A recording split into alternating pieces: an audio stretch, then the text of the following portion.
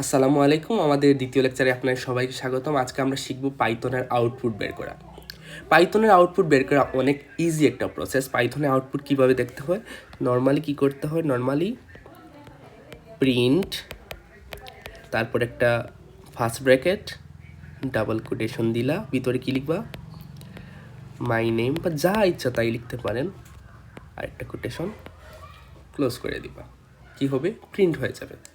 আমরা যদি কোনো নাম্বার প্রিন্ট করতে চাই, সেম প্রিন্ট নাম্বারটা দিলাম, ক্লোজ করলাম। একদম ইজি একটা প্রসেসে আপনারা আউটপুট কীভাবে বের করে এটা শিখে গেলেন। চলেন আমরা একটু কোডে গিয়ে দেখি।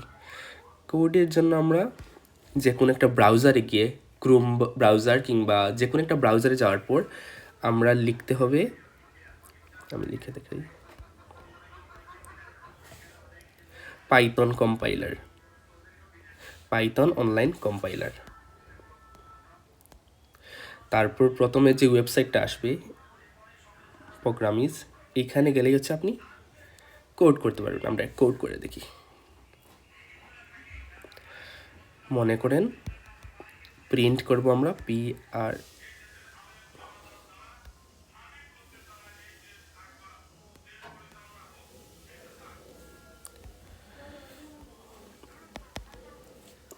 কোড করব কিভাবে, আমরা প্রিন্ট লিখলাম PRINT প্রিন্ট, তারপর হচ্ছে ফার্স্ট ব্র্যাকেট, আমরা কোটেশন দিব, কোটেশন দিয়ে লিখলাম আমার নাম মুবিন। শেষ, একদম সিম্পল। এখন যদি আমি রানে ক্লিক করি, আমার নাম এখানে শো করতেছে, মুবিন চলে আসছে। এই দেখো এখানে কি সার্চ করতেছে, মুবিন। যদি আমরা একটা নাম্বার প্রিন্ট করতে চাই, সিম্পল, আমরা সেমভাবে লিখব PRINT প্রিন্ট, তারপর হচ্ছে ফার্স্ট ব্র্যাকেট দিলাম, 10 টাইপ করলাম, শেষ।